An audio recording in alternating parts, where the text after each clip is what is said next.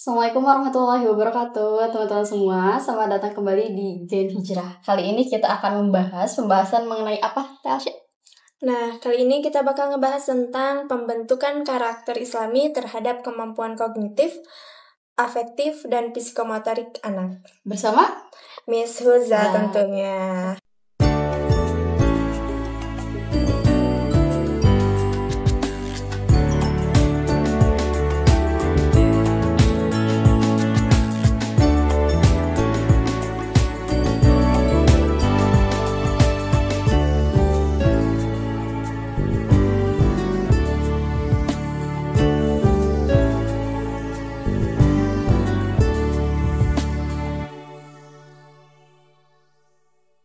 Ya, Assalamualaikum warahmatullahi wabarakatuh, Teh Huza. Waalaikumsalam, Ica, Alsya. Gimana nih kabarnya hari ini, Teteh? Alhamdulillah sehat. Alhamdulillah ya, semoga sehat selalu. Iya, mudah-mudahan ya Ica sama Alsya juga pada sehat mudah-mudahan ya. Soalnya lagi musim DBD ya. Oh iya. DBD sama tipes. Lagi mulai banyak fogging di mana-mana. Iya, makanya banyak yang sakit ya. Banyak banget rumah sakit banyak penuh di sekitaran Bandung terutama. Langsung aja ya, Teh Huza. Tapi sebelum ke pembahasan tentang kemampuan kognitif, afektif, dan psikomotorik, apa sih tujuannya diterapkannya kurikulum pendidikan agama Islam di Indonesia? Kan itu tuh mulanya dari pendidikan usia dini sampai ke perguruan tinggi. Oke, bismillahirrahmanirrahim. Berbicara soal PAI ya, pendidikan agama Islam. Kalau kemarin-kemarin kita diskusinya ngobrolnya tentang pola pengasuhan, kemudian pendidikan anak, lebih banyak di rumah ya, lebih banyak tentang di rumah. Sekarang kalau berbicara soal kurikulum pendidikan agama Islam berarti berbicara bagaimana pendidikan Islam itu terjadi di ruang lingkup sekolah ya, ruang pendidikan yang formal gitu. Baik dari tadi disebutkan sama Ica dari PAUD sampai ke perguruan tinggi. Yang mana kita tahu bahwa PAI ini adalah mata pelajaran wajib ya, mata pelajaran wajib dari kecil sampai ke perguruan tinggi, mata kuliah umum juga wajib gitu, ada beberapa semester. Iya. Gitu. Jadi memang ini menjadi satu concern pemerintah bagaimana kemudian mau menjadikan agama ini sebagai fondasi setiap orang muslim, individu muslim gitu di Indonesia. Nah, tapi berbicara soal tujuan tujuan kurikulum pendidikan agama Islam sendiri, saya mau angkat dari dua sudut pandang terlebih dahulu gitu ya. Okay. Pertama dari point of view saya sebagai seorang muslim yang juga memang lulusan pendidikan agama Islam, kuliahnya jurusan pendidikan agama Islam, lalu juga sebagai guru gitu ya. Jadi pandangan personal banget ini Pak gitu. Iya, Pak, sudut pandang saya tentang tujuan pendidikan agama Islam itu bukan langsung berbicara tentang tujuan PAI itu sendiri, tapi harus berangkat dari tujuan, balik lagi dari awal kita kemarin bahas ya, berawal dari tujuan penciptaan manusia, eksistensi diri sebagai manusia gitu, sebagai seorang muslim. Karena PAI ini memang objeknya itu adalah siswa muslim gitu ya, peserta didik muslim gitu, maka dia harus berangkat dari tujuan penciptaan manusia gitu. Kita tahu di dalam Al-Quran dijelaskan pertama, wa ma khalaqtul jinna wal insa illa liya'budun, dan aku tidak menciptakan jin dan manusia untuk beribadah kepada Allah. Itu pertama ya, tujuan penciptaan manusia. Lalu diturunkan setelah tujuan penciptaan manusia diciptakan untuk beribadah tujuannya, tapi dia membawa misi gitu ya, membawa misi sebagai khalifah, inni ja'ilun fil ardi khalifah itu ya, membawa misi sebagai khalifah yang itu yang pertama tadi ya. Jadi dari penciptaan manusia tujuannya, kemudian misinya, kemudian diturunkan ke tujuan pendidikan nasional. Tujuan pendidikan nasional baru setelah itu yang menyangkut tujuan pendidikan agama Islam gitu. Jadi menarik tujuan kurikulum pendidikan agama Islam ini harus berangkat dari sana.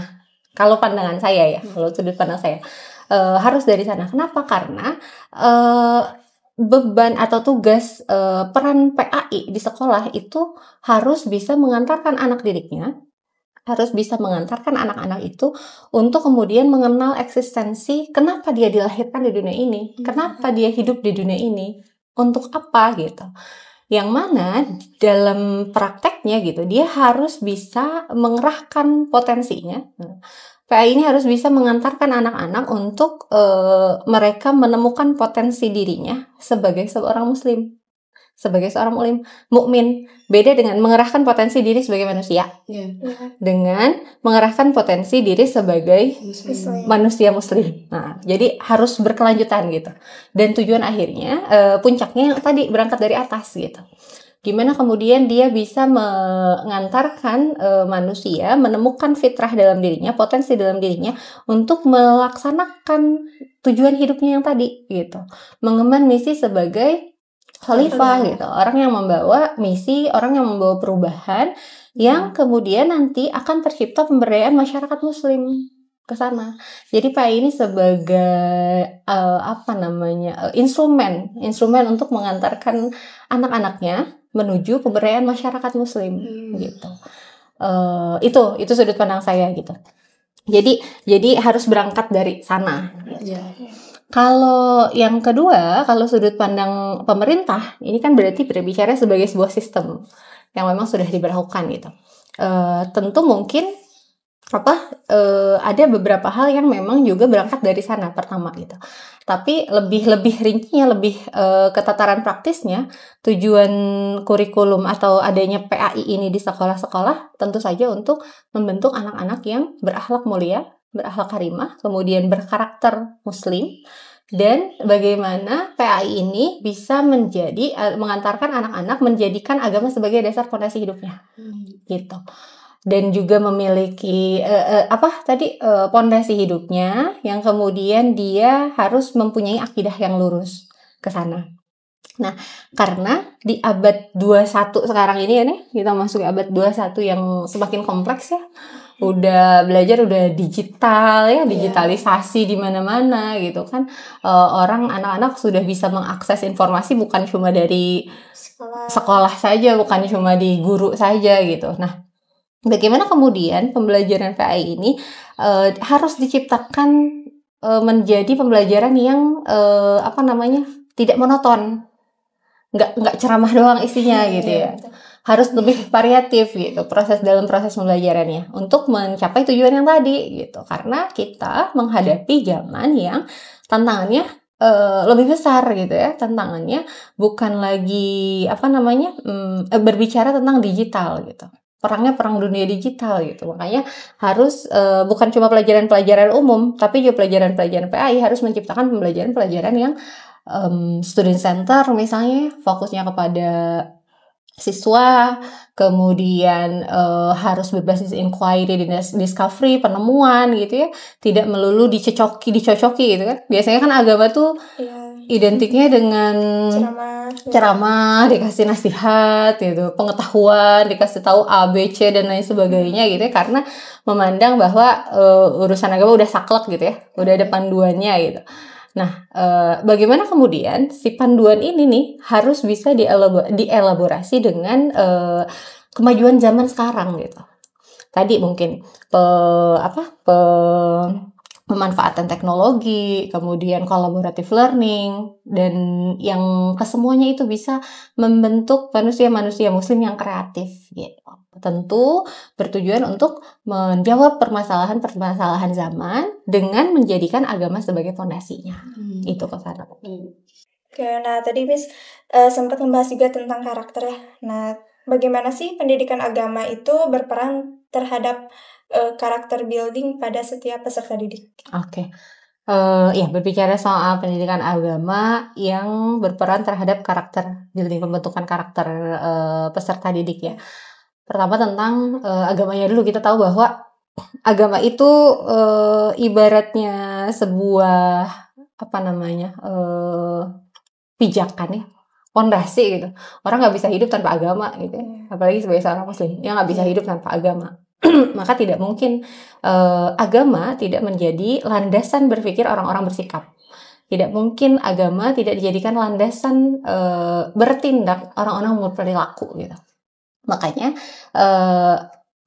dia punya peranan yang sangat penting tentu saja gitu ya dalam membentuk karakter tersebut. Karena apa yang kita lahirkan itu pasti berdasarkan pengetahuan kita tentang agama gitu ya, tentang kehidupan dan pengamalan kita tentang agama. Bagaimana, sejauh mana kita meyakini agama, sejauh mana kita mempelajari agama, maka itu yang akan muncul dalam perilaku kita gitu.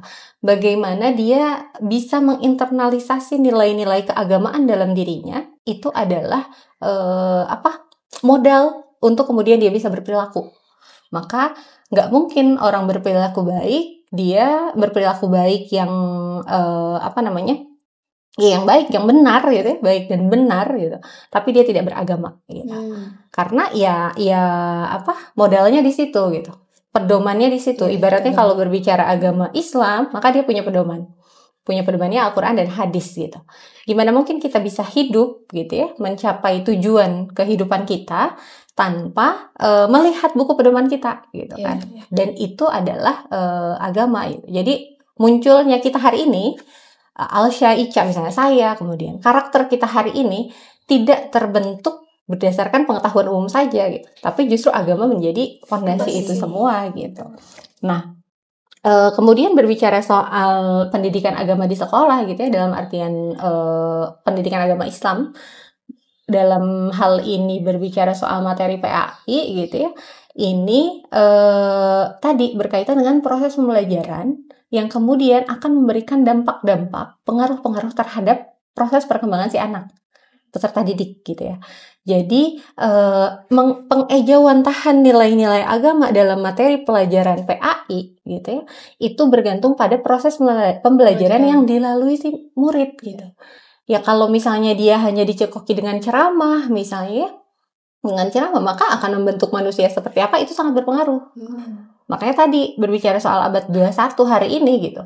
Ini menjadi tantangan yang besar nih buat guru-guru PAI di sekolah. Bagaimana dia harus bisa adaptif dengan perkembangan zaman, dengan mengelaborasikan gaya pembelajaran yang zaman dulu gitu ya, dengan zaman sekarang.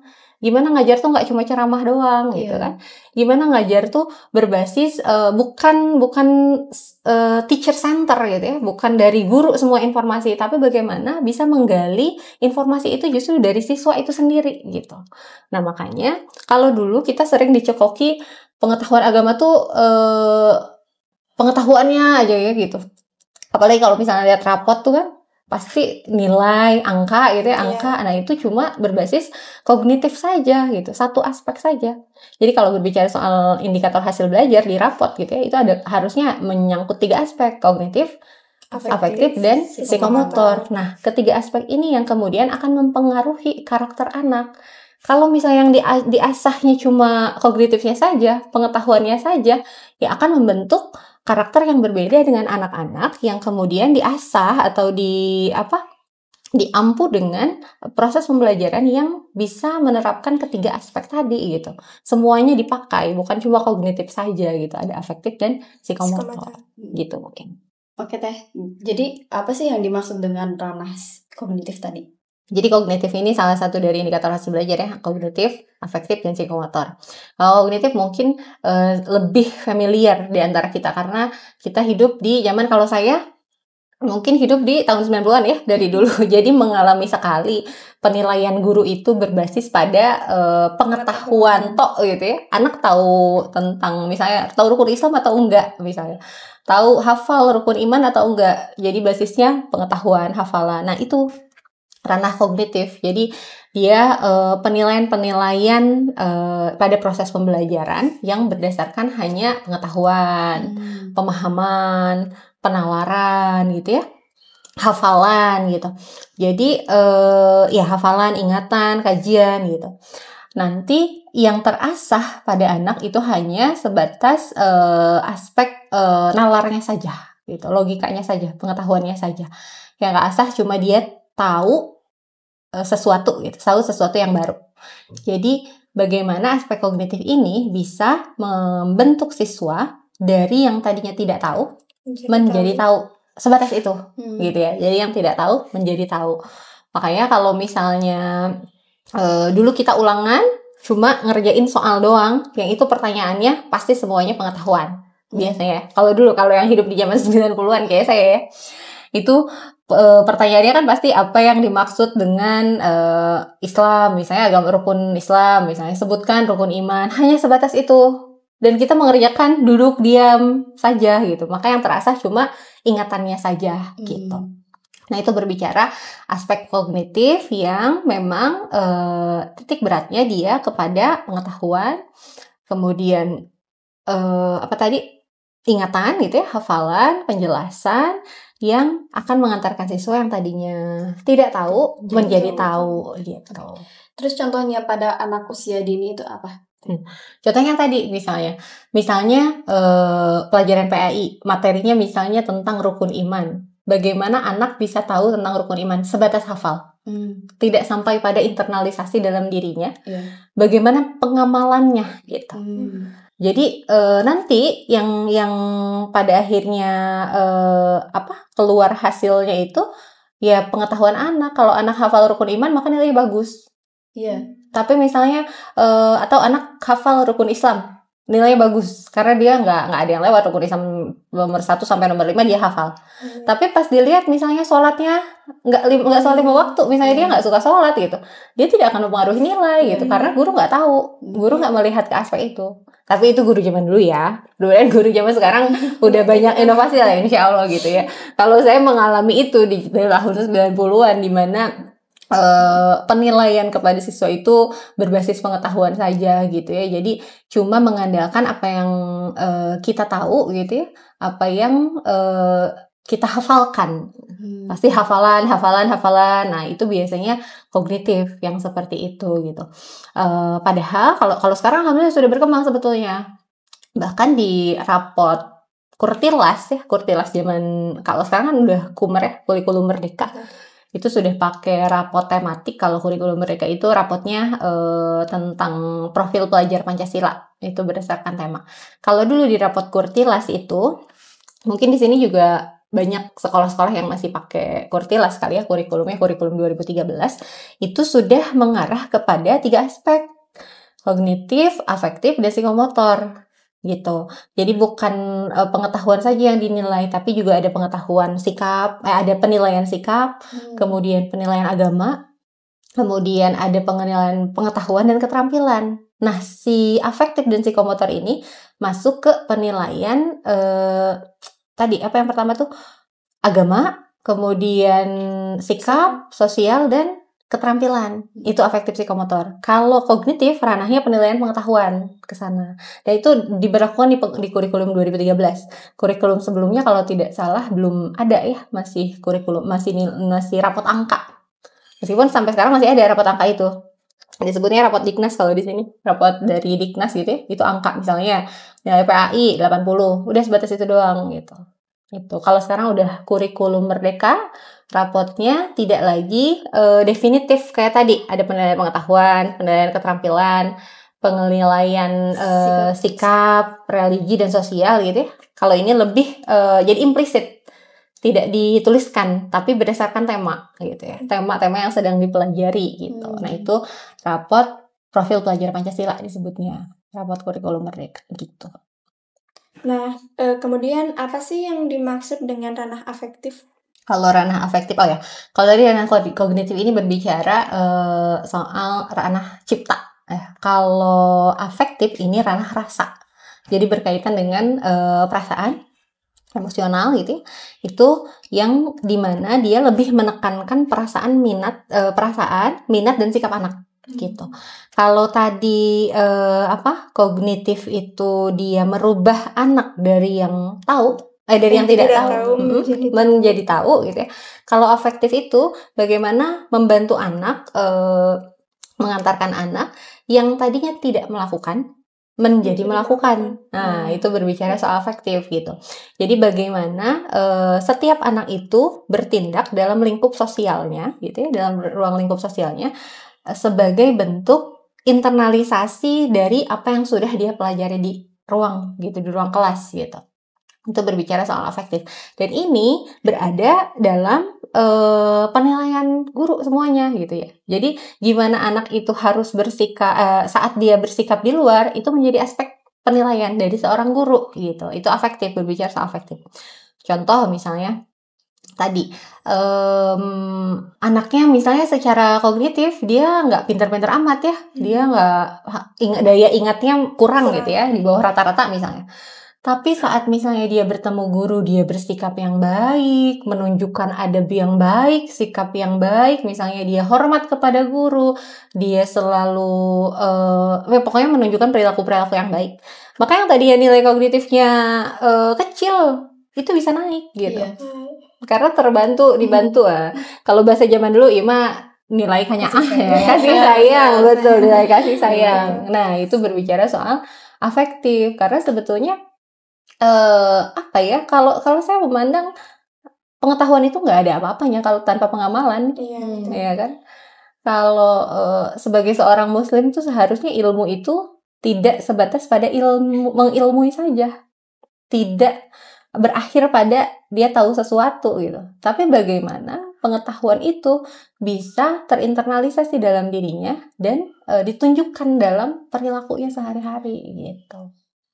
Itu berbicara soal afektif. Terus lanjut ya Teh, yang terakhir bagian ranah psikomotorik. Terus apa sih, bagaimana penerapannya dalam KBM yang Islami? Kegiatan belajar mengajar ya. Ya, kalau tadi kognitif itu berbicara ranah cipta, kemudian afektif itu rasa, maka psikomotor ini berbicara soal ranah karsa atau ekspresi gitu ya. Jadi kalau dulu saya pernah belajar, contoh menulis ya, kemampuan menulis anak itu tidak sebatas pada dia memegang pensil dan bisa menuliskan huruf A, B, C dengan benar. Tapi itu sudah dibangun sejak dulu, bagaimana dia memiliki keterampilan motorik halus dari tangannya, gitu. Jadi nggak semata-mata dia bisa langsung nulis, tapi gimana dia harus bisa melatih tangannya dulu. Nah, ini berbicara soal psikomotorik ke sana gitu arahnya. Jadi bagaimana kemudian kecakapan dia mengekspresikan anggota tubuh gitu, itu mempengaruhi keterampilan psikomotornya gitu. Jadi kecakapan dia mengekspresikan anggota tubuhnya itu sangat berpengaruh pada proses pembelajarannya di dalam kelas maupun di luar kelas, baik gerak gitu ya, verbal maupun non-verbal gitu.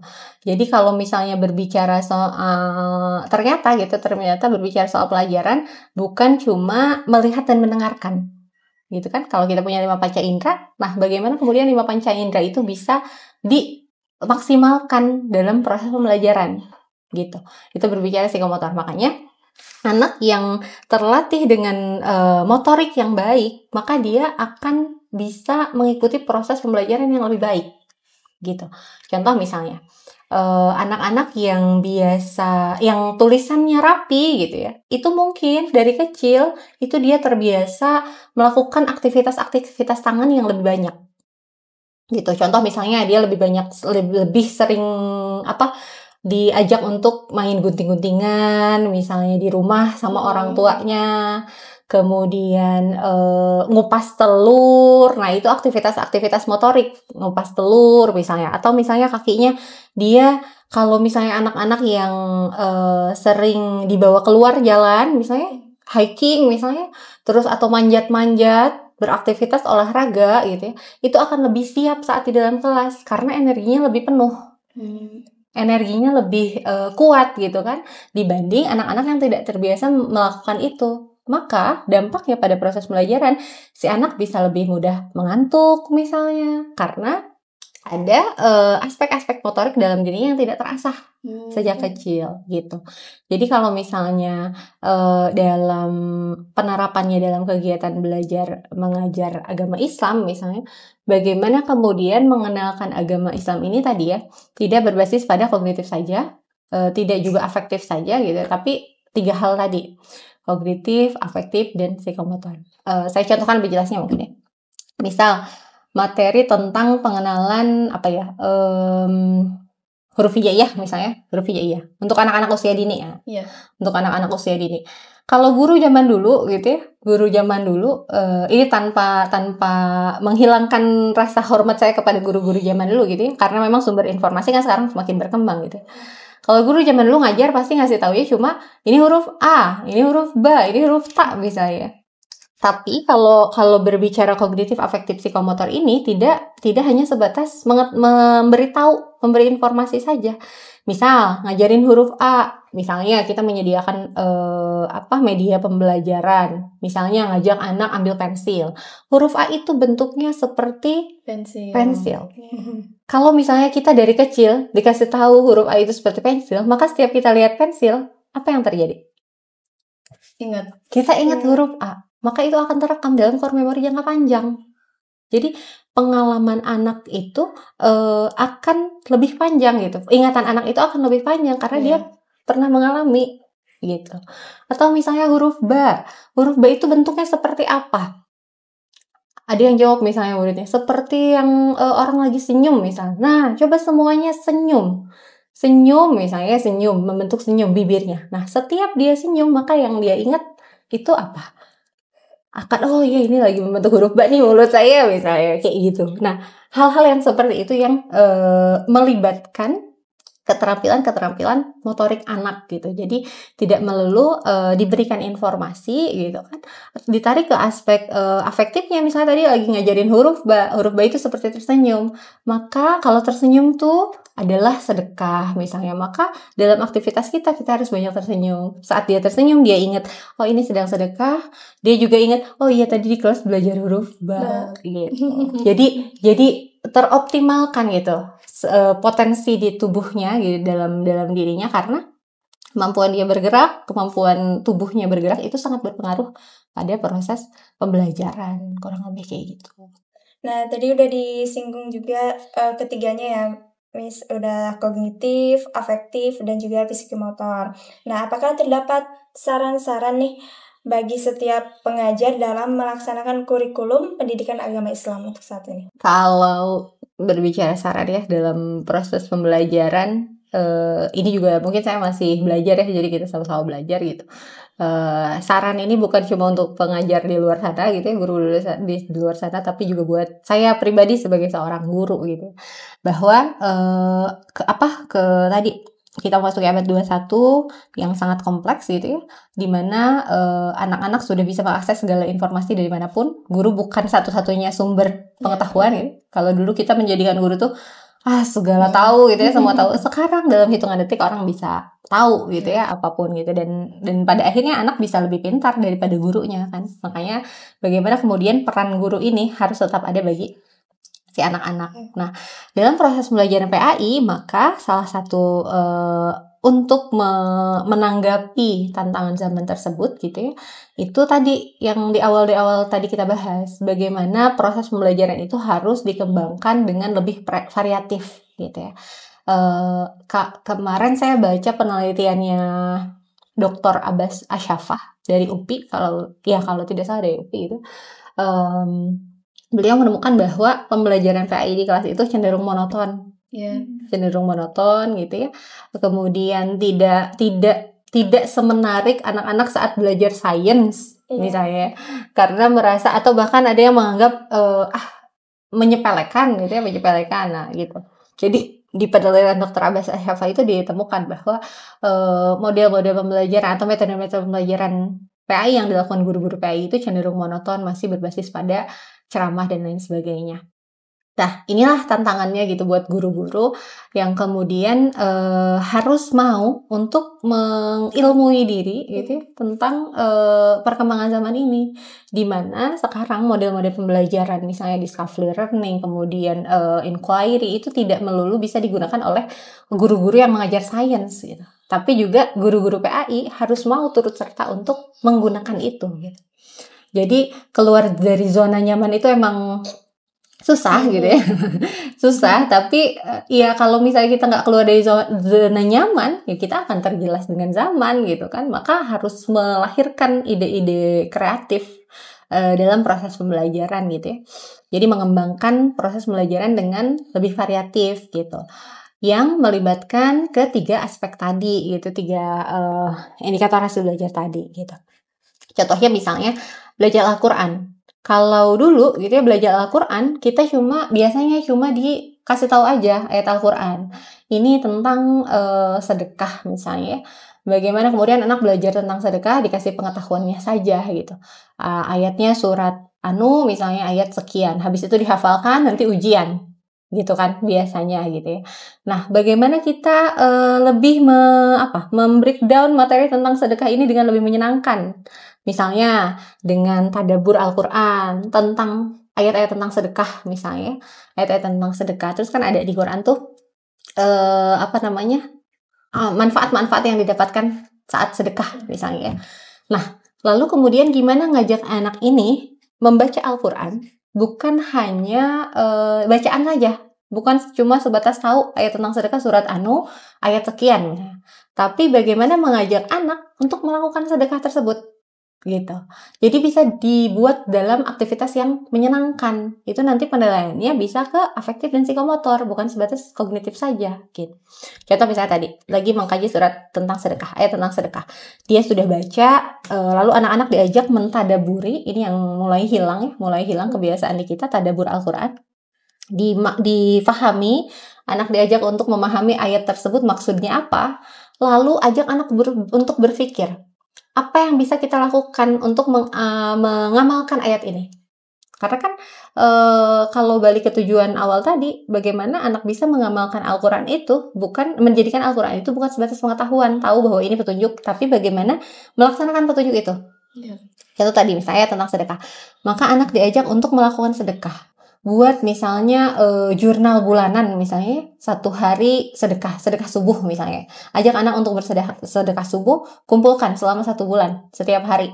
Setiap hari nggak boleh lewat habis subuh sedekah, masukkan ke kotaknya. Setelah misalnya sudah terkumpul 1 bulan misalnya, lalu kumpulkan di kelas, tanya anaknya, ini uang mau digimanain misalnya, ini mau disedekahkan kemana. Ada misalnya tercetus ide mau ke panti asuhan misalnya, ke panti asuhan. Maka bukan guru yang menyalurkan. Kalau guru yang menyalurkan sendirian biasanya ya, yang belajar cuma guru gitu. Tapi ajak anak-anak pergi ke panti asuhannya gitu. Lalu disalurkan bersama-sama. Bagaimana kemudian melatih anak mengeluarkan apa yang dia miliki, apa yang dia cintai gitu. Lalu kemudian dia diajak ke tempat penerimaannya gitu ya. Sehingga saat dia mengeluarkan, apa yang akan dia rasakan? Dia punya pengalaman itu. Dia mengalami proses pembelajaran yang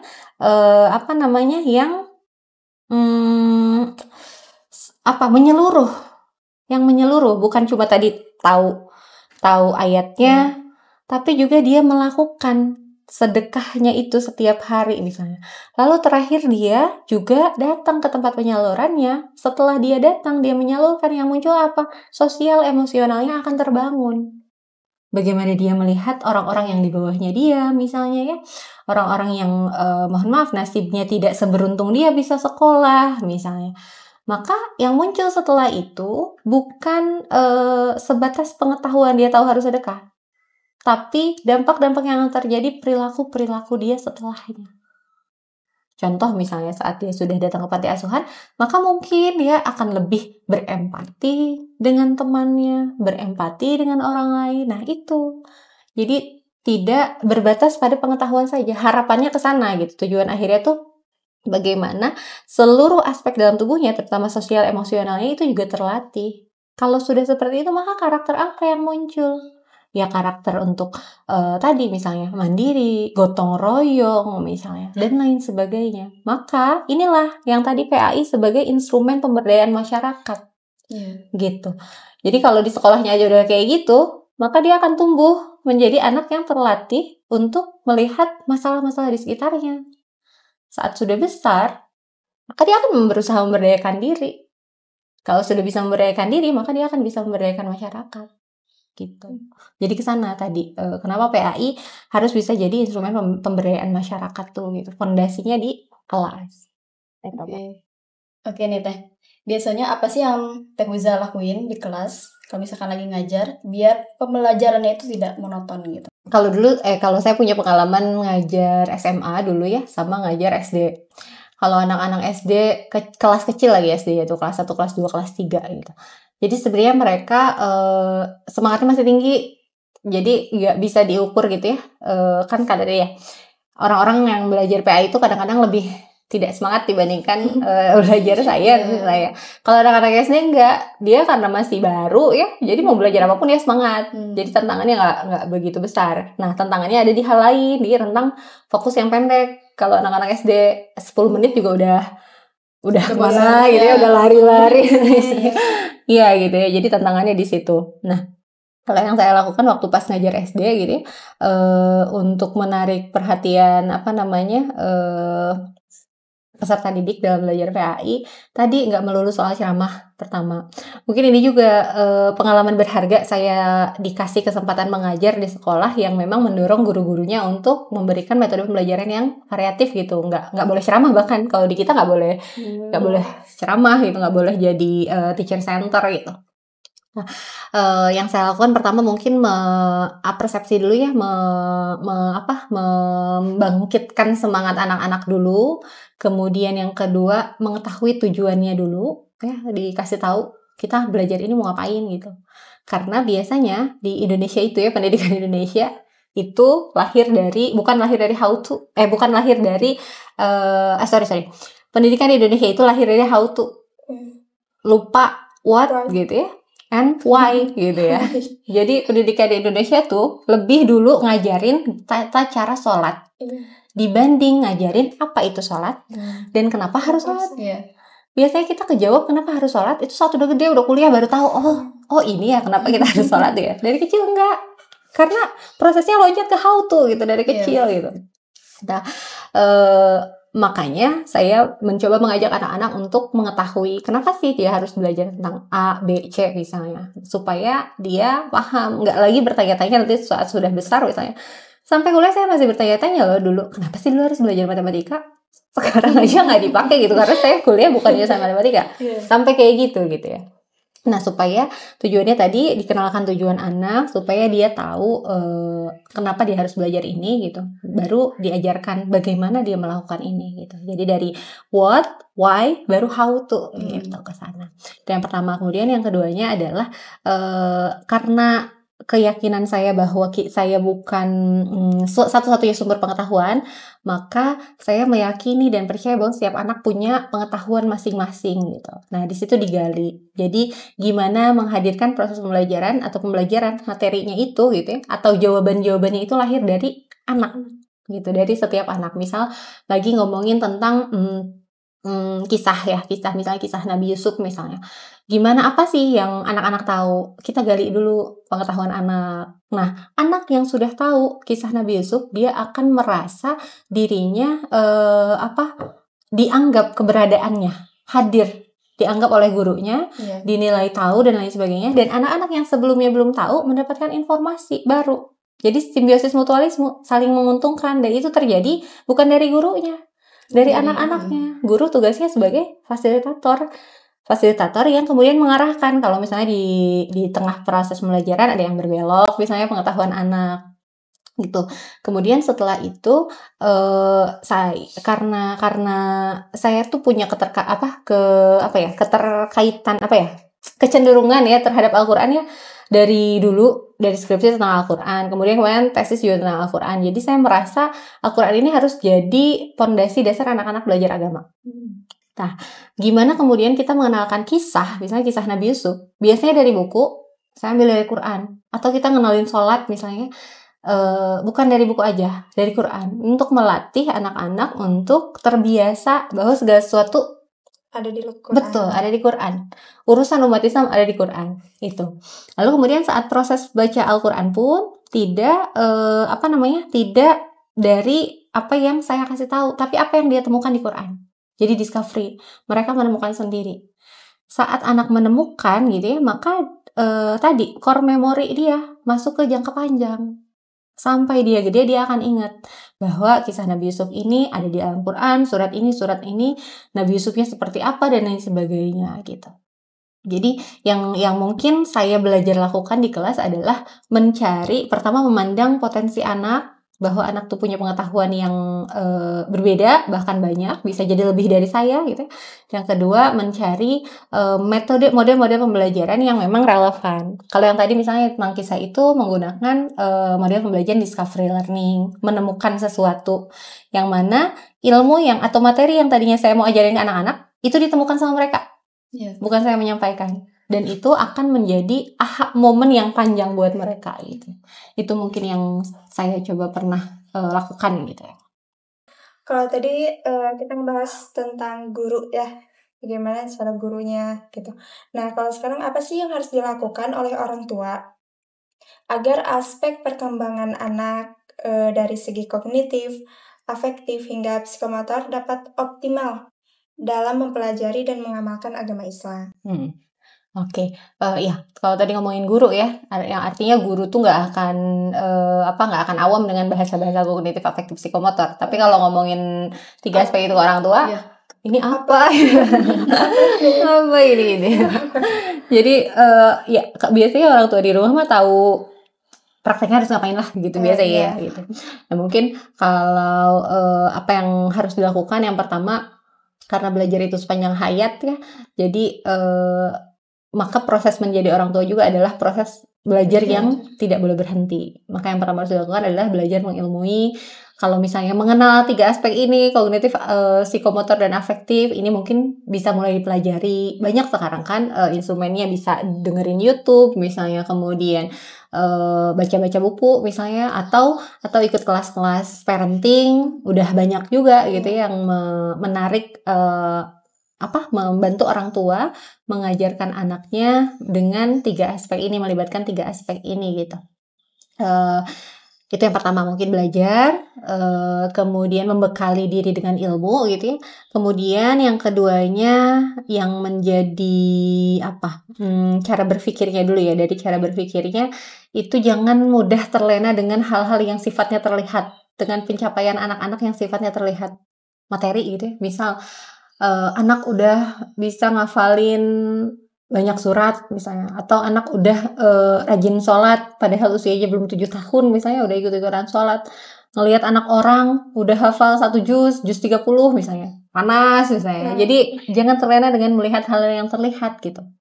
Karena yang lebih utama gitu ya bagi anak itu bukan hal-hal yang sifatnya terlihat, terutama di usia dini gitu ya, tapi bagaimana pondasi dalam dirinya itu tertanam dulu gitu. Contoh misalnya kalau ngafalin surat, dia harus tahu dulu kenapa dia harus ngafalin ini gitu. Kenapa dia harus menghafalkan ini dan untuk apa manfaatnya buat dia. Nah, itu yang harus dikenalkan. Contoh misalnya ngajarin sholat, ngelihat anak tetangga udah jago sholatnya, udah rajin, anak kita mah belum, santai aja, tenang. Kalau masih usia dini gitu ya, jangan fokus ke hal-hal yang terlihat. Kenalkan dulu anak bahwa sholat itu adalah bentuk komunikasi dia dengan Allah, bentuk pertemuan dia dengan Allah, dan lain sebagainya, baru ke tata caranya. Jadi itu yang kedua, jangan terlena dengan hal-hal yang sifatnya terlihat gitu, supaya anak tahu untuk apa dia melakukan hal tersebut. Nah, kemudian banyakin mungkin aktivitas-aktivitas yang memang mengasah tubuh, mengasah keterampilan gerak anak juga gitu ya. Tadi misalnya kalau misalnya anak mau belajar fokus misalnya, atau anak mau belajar, kita misalnya hari ini mau ngajarin tentang sholat ke anak ya, ngajarin sholat, tapi anaknya nggak mau diem nih. Maka gimana, anaknya dibikin capek dulu aja. Ibaratnya misalnya diajak hiking dulu. Nah, itu melatih keterampilan psikomotor gitu. Hiking dulu, bisa lari-lari dulu. Maka saat dia duduk di rumah, dia nggak akan lari-larian lagi di rumah gitu, karena energinya sudah tersalurkan gitu. Lalu tadi misalnya kalau untuk pengetahuan, sebenarnya kalau saya berbicara soal kognitif itu bisa ngejar ya. Karena fondasinya bukan di kognitif, justru bisa ngejar pengetahuan itu, bisa dia dengan baca misalnya, bukan dari kita aja, tapi afektif dan psikomotor ini yang harus ditanamkan gitu. Jadi fokusnya ke perilaku anak, bukan pengetahuan anak gitu. Nah, tadi misalnya kalau mau belajar, dia diajak lari-lari dulu, hiking dulu, diajak berkegiatan dulu. Terus misalnya kalau misalnya tadi juga yang contohnya sedekah juga, itu bisa dilakukan sama orang tua, bukan cuma guru di sekolah ya. Contoh misalnya anak diajak sedekah subuh setiap hari misalnya, nanti kalau sudah terkumpul, ajak anak kemana, Misalnya ke apa namanya, ke Burma suka ada Upin Ipin tuh gitu. Kan anak tertarik ya kalau anak-anak kecil di rumah tuh. Semangat gitu ngeliat yang kayak gitu.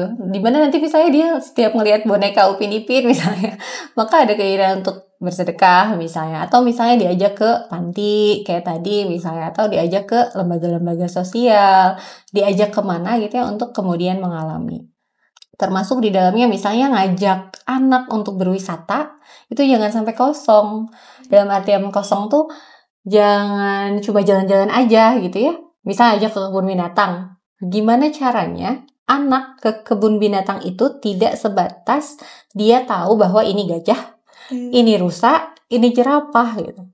Tapi bagaimana kemudian mengajak anak untuk bagaimana kita menghargai ciptaan Allah di dunia, bagaimana kita menghargai alam semesta, memanfaatkan alam semesta, bagaimana kita merawat hewan untuk misalnya untuk menjaga kelestarian alam, sampai sejauh itu gitu diajarkannya. Jadi jangan sampai jalan-jalan kemanapun itu anak pulang bawa pengetahuan aja, dia cuma tahu itu gajah gitu ya, tapi juga harus bisa lebih dari itu gitu.